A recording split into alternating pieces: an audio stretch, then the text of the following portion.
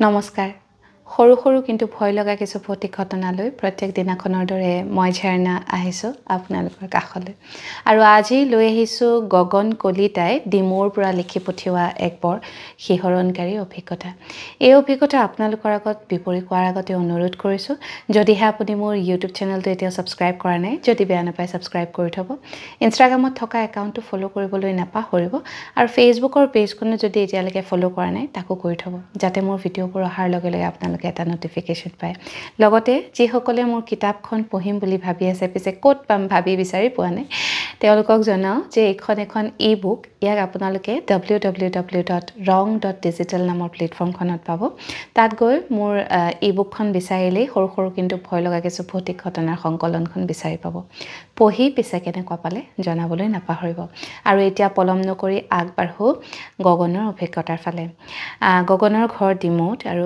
গগন আৰু বিকাশ বিৰাটেই নলে গলে লগা বন্ধু মানে তেওঁ ঘটনাটো কোৱাৰ আগতে তেওঁলোকৰ বেকগ্ৰাউণ্ডটো অলপ লিখিছে তেওঁ লিখিছে যে বিকাশৰ লগত গগনৰ বন্ধুত্ব যেতিয়া তেওঁ ভালদৰে কথাই ক'ব নাজানিছিলে হয় বিকাশ গগনহঁতৰ একেবাৰে কাষৰ ঘৰৰে ল'ৰা দুইজনৰ জন্মৰ ব্যৱধান মাত্ৰ এমাহ আৰু সেয়েহে দুইজন একেলগেই ডাঙৰ হৈছে একেলগেই এলপি স্কুললৈ গৈছে একেলগে স্কুল হাই স্কুল তাৰ পিছতে চাকৰিহে তেওঁলোকৰ খালি বেলেগ আৰু যেতিয়া বিকাশে চাকৰি পালে তেতিয়া গগনেও মানে বিৰাট চেষ্টা কৰি নিজেও নিজৰ কাৰণে এটা প্ৰাইভেট কোম্পানীত চাকৰি উলিয়ালে তাৰ পিছত গগনৰ বায়েকৰ বিয়া আছিলে বায়েকৰ বিয়াৰ সময়ত মানে বিয়াৰ ঘৰ গম পাইছে হুলস্থুলীয়া পৰিৱেশ কি কৰিব কি নকৰিব কিন্তু সকলোখিনি কথা গগনে মানে বিকাশৰ লগত শ্বেয়াৰ কৰে বিকাশৰ তেতিয়া নতুন চাকৰি তেওঁ গুৱাহাটীত থাকে আৰু পিছে উইকেণ্ড হ'লেই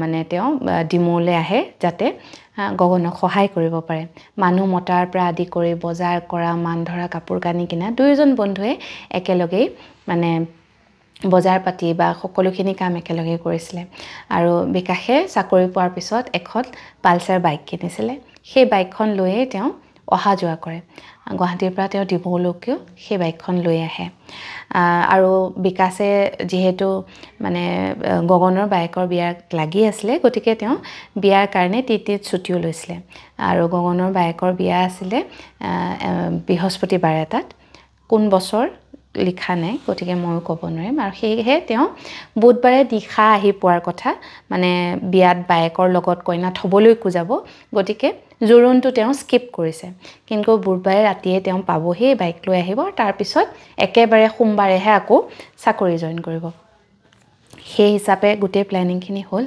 তাৰ পিছতে জোৰোণৰ দিনাখন গগনে বিকাশক বিৰাট মিছ কৰিছে মানে তাক বাৰে ফোন কৰি আছে হিও সুধি আছে কামত আছে যদিও মানে তেওঁ হেৰি কৰিব পৰা নাই মন বহুৱাব পৰা নাই বিয়া ঘৰত কি হৈ আছে জোৰোণ সময়মতে আহিলে নাই সকলোৱে খাবলৈ পালে নে নাই দাৰৰ বাতৰি দাৰে গগনে মানে বিকাশক দি আছে তাৰ পিছত জোৰোণ শেষ হ'ল বাইকক নোৱা ধোৱাও শেষ হ'ল নিশা আকৌ নপুৰুষৰ যিটো শ্ৰাদ্ধ পাতে সকাম পাতে সেইটো হৈ আছে সিফালে বিকাশে বাৰে মানে ফোন কৰি সুধি আছে আৰু গগনো ৰৈ আছে কেতিয়া বিকাশ ফাইনেলি পাবহি তাৰ পিছত নিশা প্ৰায় 12:30 মান বাজিলে গগনে মানে ক্যালকুলেট কৰাৰ মতে বিকাশ আহি 10:30 মান বজাত পাবহি লাগে কিন্তু 11:30 বাজি গ'ল 12:30 বাজি গ'ল বিয়া ঘৰৰ মানুহবোৰো তেতিয়া লাহে শুব লৈছে তাৰপিছত গগনে বাৰে বিকাশলৈ ফোন কৰি আছে ফোনটো নালাগে তাৰ অলপ চিন্তা হৈছে যে কি হ'ল কি কথা তাৰ পিছত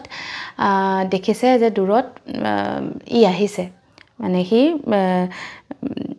ৰভাঘৰৰ মানে বাহিৰতে আৰু মূল গেটৰ বাহিৰতে ৰৈ পেলাই বাৰে তালে ফোন কৰি আছে বিকাশলে নাই পোৱা তাৰছতে ৰভাৰ লাইটৰ পোহৰত দেখিছে দূৰৈত বাইক এখন আহিছে ইয়া মানে বিৰাট খং উঠিছে আৰু গগনৰ যে ইমান দেৰিকৈ আহিছে ই পাব আজি তাৰপিছতে ই আহি পাইছেই দেখিছে ল'ৰাটো আহিছে তাৰ মুখখন কিন্তু বৰ হেতা পৰা আৰু তেতিয়া গগনে ভাবিছে গোটেই দিনটো চাকৰি কৰিছে তাৰপিছত বাইক চলাই আহিছে তাৰ ভাগৰ লাগি আহিছে তাৰপিছতো কিন্তু আহি পোৱাৰ লগে লগে প্ৰথমে মানে গালিহে পাৰিছে গগনে যে ইমান দেৰি পৰা তোক ফোন কৰিছ তই ফোনটো উঠোৱা নাই তই হেৰি কৰিব ইমান দেৰি কৰে নেকি কিমান কাম পৰি আছে কাইলৈ ৰাতিপুৱা বিয়া তই কি কৰিছ বুলি আৰু মানে উধাই মুধাই গালি পাৰিছে বিকাশে তেতিয়া একো উত্তৰ দিয়া নাই, একো কোৱা নাই, মনে মনে তাৰ গালিখিনি শুনিলে। যেতিয়া ই অকণ শান্ত হৈ সুধিলে কিবা খালি জানো, চিধাইতো আমাৰ ঘৰলৈকে আহিছ, ঘৰলৈতো সোমোৱাই নাই, আহা ভিতৰলৈ, কিবা এটা খাই ল'বি প্ৰথমে, তাৰপিছত কথা পাতিম, কাম আছে ধেৰ, আহা। তেতিয়া বিকাশে কৈছে যে হেৰি মই নাহোঁ দে, মই আহিব নোৱাৰিম। গগনৰ তেতিয়া খং উঠিছে, কি কথা ক'বলৈ আহিছ, ছুটি টুটি ল'লি, তই অফিচত কিবা অসুবিধা হৈছে নেকি? তেতিয়া সি কৈছে নাই, বাৰ বিয়াখন তই অকলেই পাৰ কৰিব লাগিব, মই আহিব নোৱাৰিম, তই বেয়া নাপাবি। সেই বুলি কৈ সি চিধাই বাইকখন ঘূৰাই আকৌ গুচি গ'ল। মানে গগনে একো তলকিবই নোৱাৰিলে, কি হ'ল, কেলে তেনেকৈ ক'লে, কিহৰ কাৰণে সি আকৌ উভতি গুচি গ'ল। মানে বহুত দেৰি সি মানে শিলপৰা কপৌৰ দৰে থিয়হি চাই থাকিলে বিকাশ যোৱালৈ। সি গুচি গ'ল। ইফালে ভিতৰৰ পৰা কোনোবাই গগনক মাতি আছে। সি তেতিয়া মানে কথাটো কি কৰিব কি নকৰিব, তাৰপিছত আকৌ ফোন কৰিছে বিকাশক, নাই, তাৰ ফোনটো তেতিয়া নালাগে, মানে নট ৰিচেবল হৈ আছে। তাৰ বিৰাট খং উঠিলে, যা কিবা এতিয়া এইটো সময়তনো তোৰ আৰু ঠেহ ধৰা সময় আছে নি বুলি ভাবি সি বিয়া ঘৰলৈ সোমাই গৈ কাম বনত লাগিলে। ৰাতি প্ৰায় 2:30মান বাজিছে শুওঁতে। কিন্তু বাৰে বাৰে সি কামৰ মাজতো বিকাশলৈ ফোনেই কৰি আছে, নাই, সি ফোন নুঠায় আৰু সি নাহিলেও ল'ৰাটো। পিছদিনাখন বিয়াৰ কাম বন হ'ল, চলি আছে। সি আকৌ বাৰে বাৰে ফোন কৰি আছে, বিকাশ নাই। বিকাশৰ ঘৰৰ মানুহো কোনো অহা নাই বিয়ালৈ। তেতিয়া সি ভাবিছে কিবা এটা ডাঙৰ ঘটনা হ'ল, কাৰোবাৰ কিবা বিপদ হ'ল চাগে। বিয়াখন যেনে তেনে যাওক, তাৰপিছত মই তাৰ লগত মানে কথা পাতিব লাগিব। সেইবুলি সি কি কয় এইটো, বিয়াৰ কাম চলি আছে, দৰাৰ ঘৰৰ মানুহ আহিলে। তাৰপিছতে সি পিছদিনাখন ৰাতিপুৱাই বাইকৰ লগত বাইকক থ'বলৈ গৈ বাঁহী বিয়াৰ দিনাখন আবেলি সময়ত ঘৰ পাইছেহি। ঘৰ পাই দেখিছে ঘৰৰ মানে পৰিৱেশটো একদম মানে গোমা। অৱশ্যে ছোৱালীজনী ওলাই গৈছে, গোমা হ'বই। আৰু তাৰপিছত সি আহিয়েই কিন্তু এটা কথাই সুধিছে যে বিকাশ আহিছিলে নেকি? তেতিয়া মাকহঁতে মানে একো কোৱা নাই। আৰু বিকাশৰ ঘৰটো ইতিমধ্যে কৈছোঁ, তাৰ ঘৰতে মানে আগতেতো তেওঁলোক একে মানে বাউণ্ডেৰী শ্বেয়াৰ কৰিছিলে, কিন্তু তাৰপিছত গগনহঁতৰ ঘৰ তেওঁলোক অলপ উঠি আহি অলপ দূৰত বহিলেহি, মানে একেখন গাঁৱতে। তাৰপিছত মাকক সুধিছে সি বিকাশ আহিছিলে নেকি? তেতিয়া মাক দেউতাকে কৈছে বহচোন, তই পানী চানী অকণ খা, কিয়নো ইমান উৎপাত কৰিছ। নহয়, কোৱা, ল'ৰাটো বিয়া খাবলৈ নাহিলে, মোৰ মানে বেষ্ট ফ্ৰেণ্ডটো মোৰ বাৰ বিয়ালৈ নাহিলে মোৰ উৎপাত নালাগিব নেকি? কি হ'ল তাৰ, কি কথা? তেতিয়া দেউতাকে বহুৱাই লৈ পেলাই তাক কৈছে যে বিকাশ নহাৰ এটা ডাঙৰ কাৰণ আছে। ই তেতিয়া কৈছে মই গম পাইছোঁ, তাৰ ঘৰত চাগে কিবা বিপদ হৈছে, কি হৈছে কোৱা ৰ'বা, মই তাৰ ঘৰলৈ যাওঁ বুলি সি ওলাইছে আৰু। তেতিয়া কৈছে তাৰ ঘৰলৈ তই অকলেই নহয়, আমি সকলো যাম, তই অহালেহে ৰৈ আছিলোঁ। বিকাশৰ আচলতে বৰ ডাঙৰ এটা এক্সিডেণ্ট হৈ আমাৰ জোৰোণৰ দিনাখনেই ৰাতি মৃত্যু হৈছে। মানে সি ছুটি লৈ যেতিয়া ঘৰলৈ আহি আছিলে, ডিমৌলৈ আহি আছিলে, ৰাস্তাতে তাৰ মানে বাইকৰ এক্সিডেণ্ট হৈ তাতে মৃত্যু হৈছে। সেই কথাটো শুনাৰ লগে লগে মানে গগন য'তে থিয় হৈ আছিলে তাতে থপককৈ বহি পৰিলে। বহি বহুত দেৰিলৈকে সি মনে মনে আছে, একো ৰিয়েক্ট কৰা নাই, তাক কান্দিছে না মাতিছে না কিবা কৰিছে। তাৰপিছত সি কৈছে এইটো হ'বই নোৱাৰে।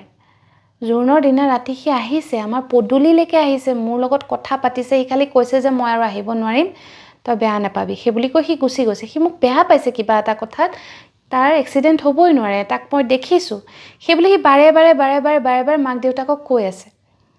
কিন্তু তাৰপিছত যেতিয়া ওচৰৰ আৰু 2-4 ঘৰ মানুহ আহিলে, তাৰ কথা মানে জানেই আৰু বন্ধু, সি গম পালে বৰ দুখ পাব বুলি, তেওঁলোকো ওচৰ চাপি আহিলে, তেওঁলোকৰ বেলেগ বন্ধুকেইজনো আহিলে।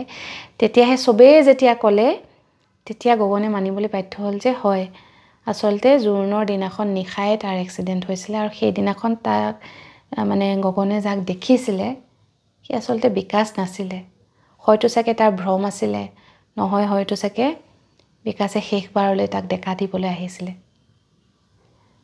এই ঘটনা 1995 চনৰ, 2005 চনৰ। কিন্তু এই ঘটনাটো ঘটাৰ পিছত গগনৰ গোটেই জীৱনটোৱে সলনি হৈ গ'ল। তেওঁ দৈনন্দিন জীৱন এতিয়াও চলি আছে, কিন্তু ইয়াৰ পিছত আৰু তেওঁ মানে কি সঁচা কি মিছা, কাক বিশ্বাস কৰিব কি নকৰিব, একো মানে দিশ নোপোৱা হ'ল। আৰু বিকাশক শেষবাৰলৈ তেওঁ দেখিলে, তেওঁ শেষত লিখিছে যে সি মোক দেখা দিবলৈকে আহিছিলে, তাক মই শেষবাৰলৈ লগ পালোঁ, কিন্তু মই বুজি নাপালোঁ আচলতে সি কিয় ঘৰলৈ নোসোমালে, কিয় ৰভাৰ তললৈ নাহিলে। বৰ আচৰিত এটা ঘটনা আজি পঢ়িলোঁ। আপোনালোকৰ আগত ব্যক্ত কৰিলোঁ। এনেকুৱা কেতিয়াবা হয় আচলতে, নিজে যেতিয়া খুব বেছি ভাল পোৱা কোনোবা এজন হঠাতে নাইকিয়া হৈ যায় আৰু কেতিয়াবা গম নোপোৱাকৈ নাইকিয়া হৈ যায়, তেতিয়া তেওঁ আহি এবাৰলৈ হ'লেও দেখা এটা দিয়েহি। আপোনালোকেও বাৰু এনেকুৱা কিছুমান ঘটনা শুনিছে নেকি? যদি শুনিছে এই ভিডিঅ'টোৰ তলত কমেণ্ট কৰিবচোন। লগতে আপোনাৰ যদি কিবা অভিজ্ঞতা আছে যিটো মোৰ লগত শ্বেয়াৰ কৰিব বিচাৰে, তেনেহ'লে মোৰ মেছেঞ্জাৰত গৈ এটা মেছেজ কৰিব। আজিৰ এই ঘটনা ইয়াতে সামৰিছোঁ। কাইলৈ নিশা এক নতুন অভিজ্ঞতালৈ আপোনাক কাষ চাপিম। এতিয়ালৈ আহিছোঁ। শুভৰাত্ৰি।